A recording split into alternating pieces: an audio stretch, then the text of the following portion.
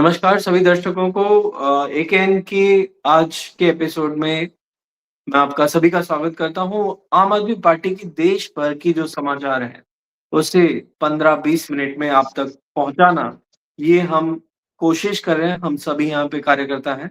और आज हम शुरुआत करते हैं एक ऐसी खबर से जो गुजरात से बनी है, जिसके लिए हमने आज एक पत्रकार और पार्टी के ही कार्यकर्ता नेता समीर वाघेला जी को भी इनवाइट किया है। बट उस स्टोरी पे राष्ट्रीय प्रवक्ता प्रियंका जी ने क्या बोला है, उसको हम पहले सुनते हैं। हर्ष प्लीज़ एक उस क्लिप को लगाइए।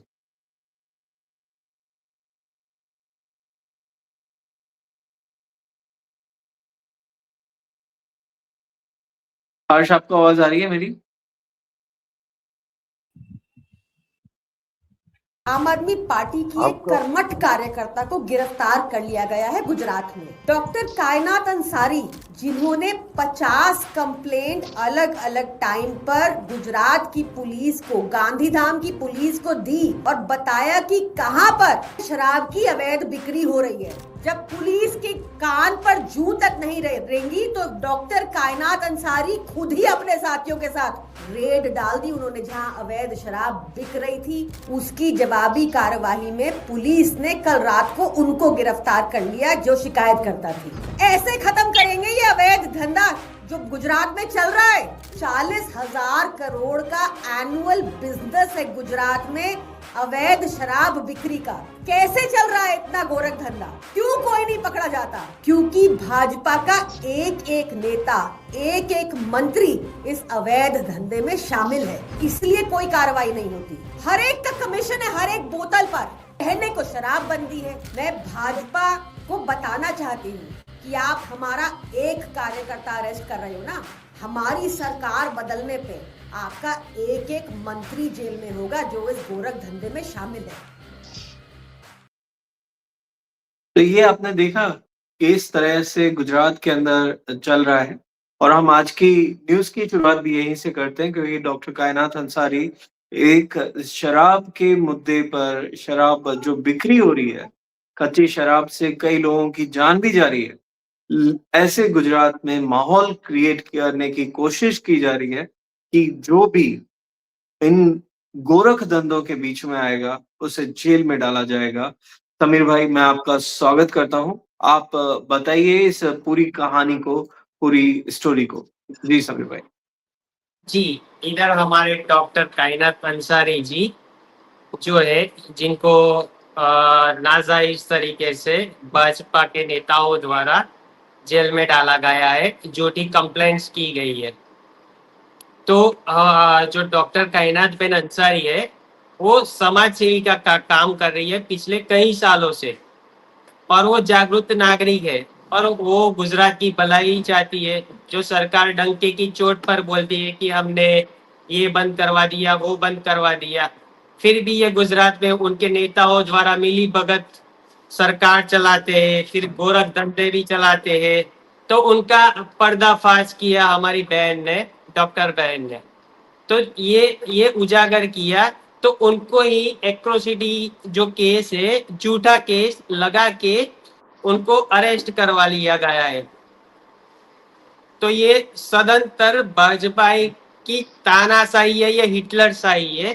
तो हम इसके अगेंस्ट रोड पर भी आएंगे, चक्का जाम भी करेंगे।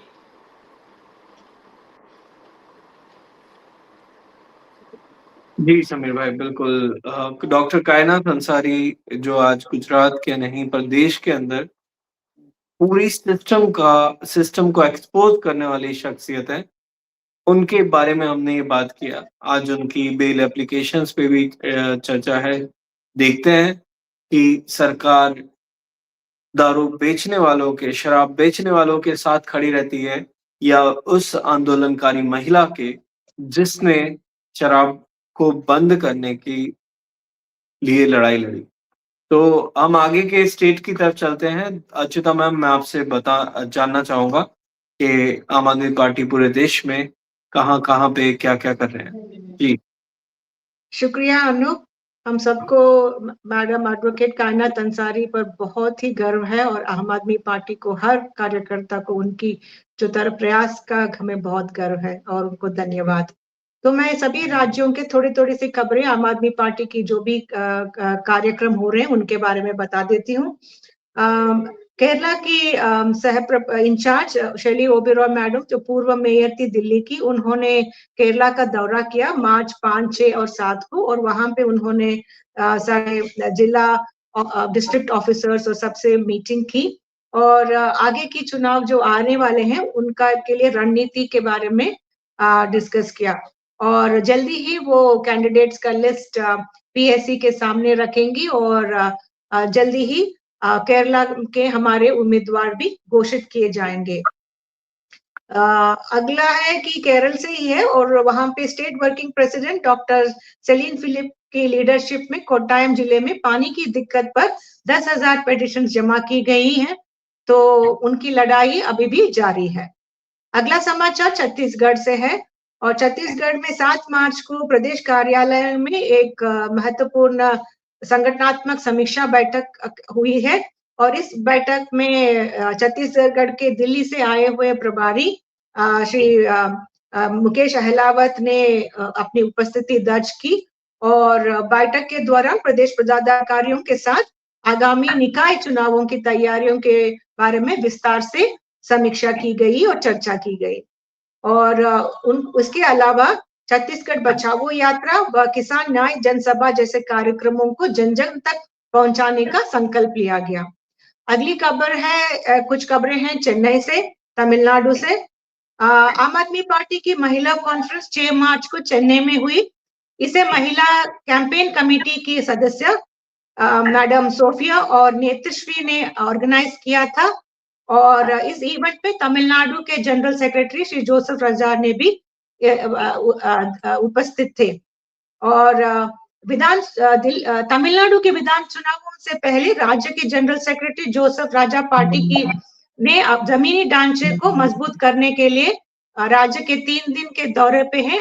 वो अभी सेलम में है और इसके अलावा आम आदमी पार्टी के ऑफिस बेरर्स ने डीएम के पार्टी के साथ भी डिस्कशंस किया है कि आम आदमी पार्टी तमिलनाडु चुनावों में कैसे भाग ले सके। और गोवा की खबरें हैं।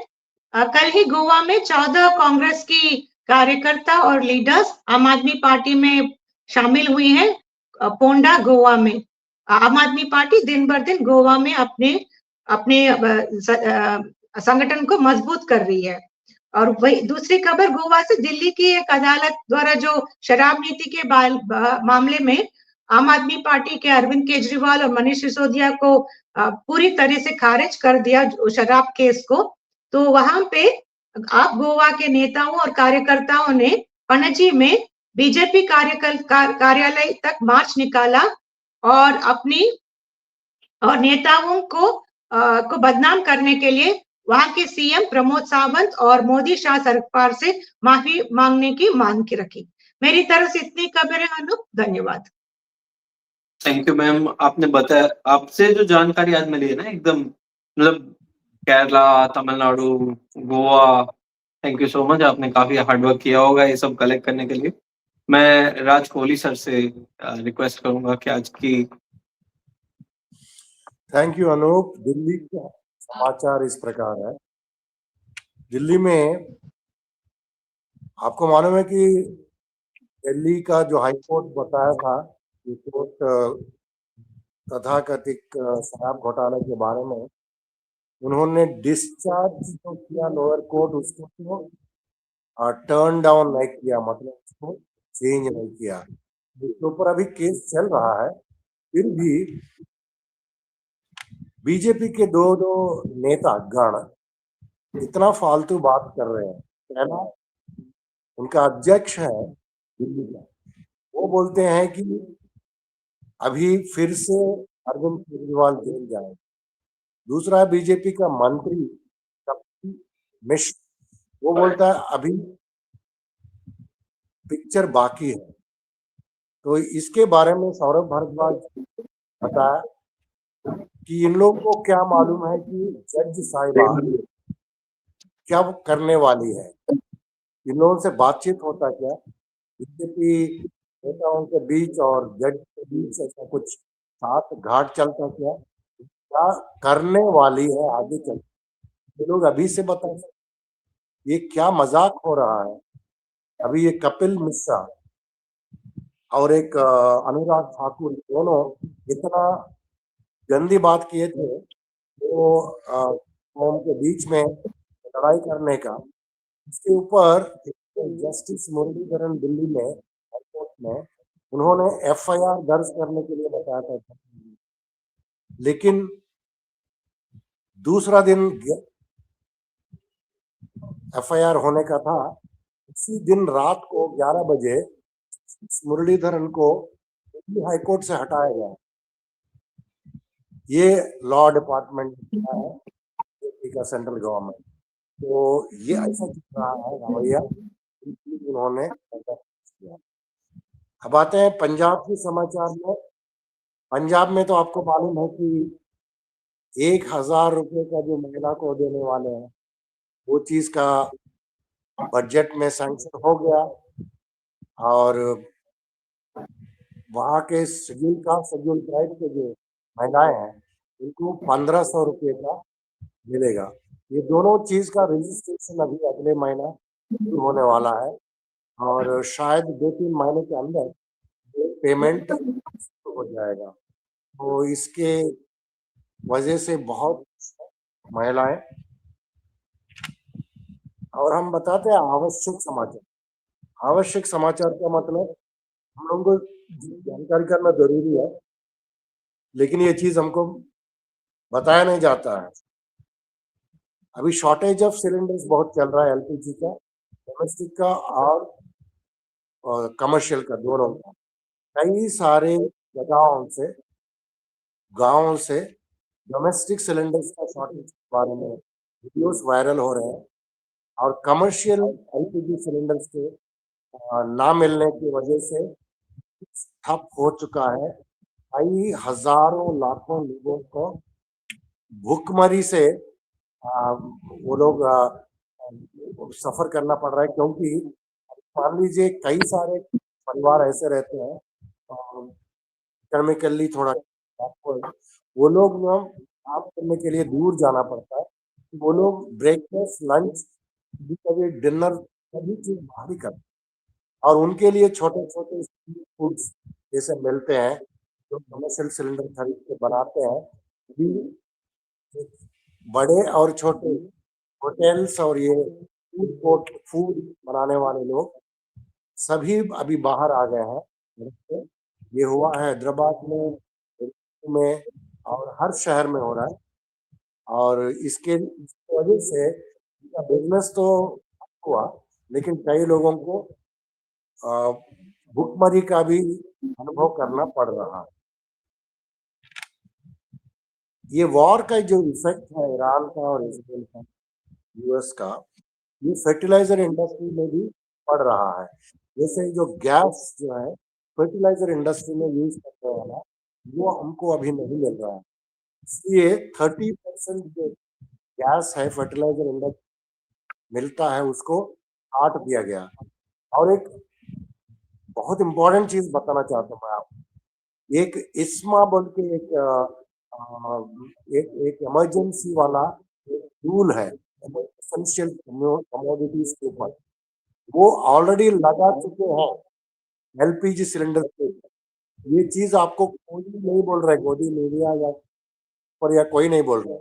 चुपचाप वो जो मिस्टर पुरी है मिनिस्टर, गोदी मीडिया का लोगों को बुला के ऐसे झूठ बता रहे हैं कि हमको 70 दिन तक एलपीजी का प्रॉब्लम नहीं है, 70 दिन तक पेट्रोल डीजल का प्रॉब्लम नहीं, लेकिन आप अगर ग्राउंड में देखेंगे बिल्कुल वो नहीं है।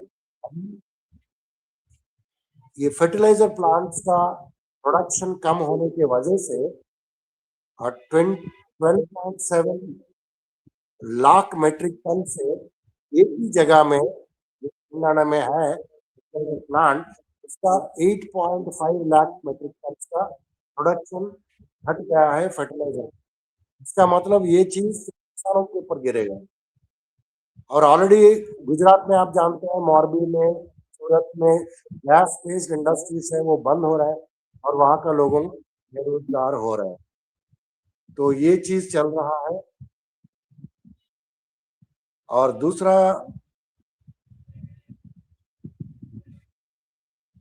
ये अगर कॉन्फ्लिक्ट चल रहा है, इसकी वजह से एयरलाइन इंडस्ट्री का भी काफी नुकसान हुआ। ये 2 एयरलाइंस इंडिया में ऑपरेट करते हैं, इंडिया से इंडिगो और ये दोनों ऑलरेडी बहुत लॉसेस में है, क्योंकि पहले हमारा ऑपरेशन शेड्यूल हुआ था। अभी भी हम लोग पाकिस्तानी एयर स्पेस यूज नहीं कर रहे हैं। तो इसका मतलब हमारे जो एयरक्राफ्ट है इंडिया का, वो घूम घूम के यूरोप और अमेरिका जाना पड़ता है। इसकी वजह से उसका ईंधन जो है ज्यादा खर्च होता है, कॉस्टली जाता है। और एक ट्रेजेडी वो आंध्र प्रदेश में एडल्ट्रेटेड मिल्क, आपका दूध के अंदर एथनॉल ग्लाइकोल बोल के एक टॉक्सिक केमिकल पाया गया था। इसके पीछे 12 लोगों का मौत हुआ और 20 लोगों का हॉस्पिटलाइज्ड हुआ है। नरेंद्र मोदी जी क्या कर रहे हैं? नरेंद्र मोदी जी हमारे प्राइम मिनिस्टर हैं। अभी एलपीजी का इतना समस्या चल रहा है और लोगों को डर है कि पेट्रोल डीजल वाला है, और ऑलरेडी जो वॉर चल रहा है उसका इफेक्ट इंडिया के ऊपर क्या पड़ेगा। और दुबई वगैरह एयरपोर्ट हो गया है, वहाँ का इंडियंस जो है बहुत दुखी है, वो आना चाहते हैं लेकिन नहीं चल रहा है। ऐसे चीजों के ऊपर नरेंद्र मोदी कोई भी ट्वीट या कोई भी बातचीत नहीं कर रहे, ना इंटरव्यू कर रहे हैं। तो जिंदगी में अभी तक फ्री वाला इंटरव्यू। तो अभी नरेंद्र मोदी का कल ट्वीट आया है, मैं मतलब मोदी कल मतलब आज तिरुचुनापल्ली जो तमिलनाडु में एक जगह है, वहां मैं मीटिंग करने वाला हूँ, आप लोग सब आओ। आप लोग तमिलनाडु में एनडीए का समर्थन करो और ये डीएमके एक करप्ट गवर्नमेंट है उसको निकालो। मतलब पीएम का मतलब सिर्फ इलेक्शन का रैली करना है इंडिया में, वो जो समस्या है लोगों का उसके ऊपर एक शब्द भी नहीं बोलना है, ये चीज है। अभी और एक बहुत इम्पोर्टेंट तो सॉरी मैं आपको रोकूंगा क्योंकि ऑलमोस्ट 10 मिनट आप हो गया है, हमारे पास समय भी कम है। मैं दिलीप भाई आपसे जानना चाहूंगा कि आखिर में कौन सी न्यूज है।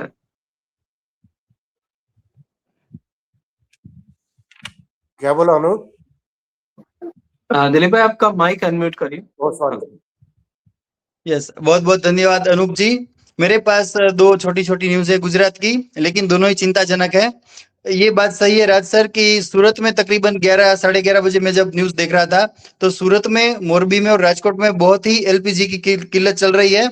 और खास करके जो रेस्टोरेंट जो चलाते हैं ये लोग, तो उनकी बहुत ही डिमांड के हिसाब से उनको नहीं मिल पा रही है, तो बंद करने की नौबत आ गई है।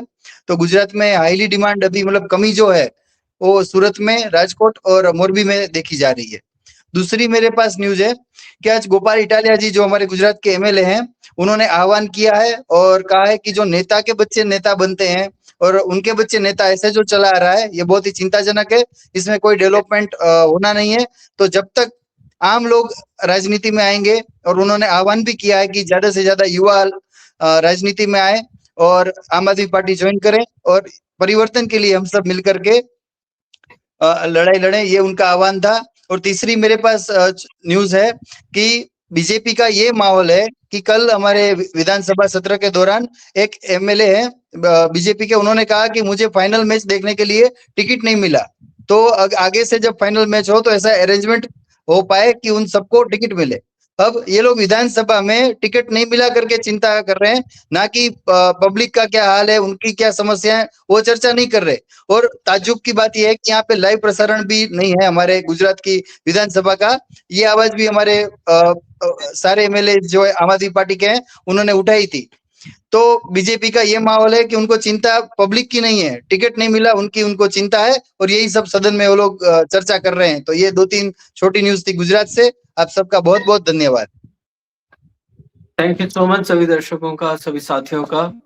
कल और आम आदमी पार्टी पूरे देश में क्या कर रही है, इस पे हम लोग फिर कल मिलेंगे, कल और साथियों के साथ। तब तक के लिए जय हिंद, शुक्रिया।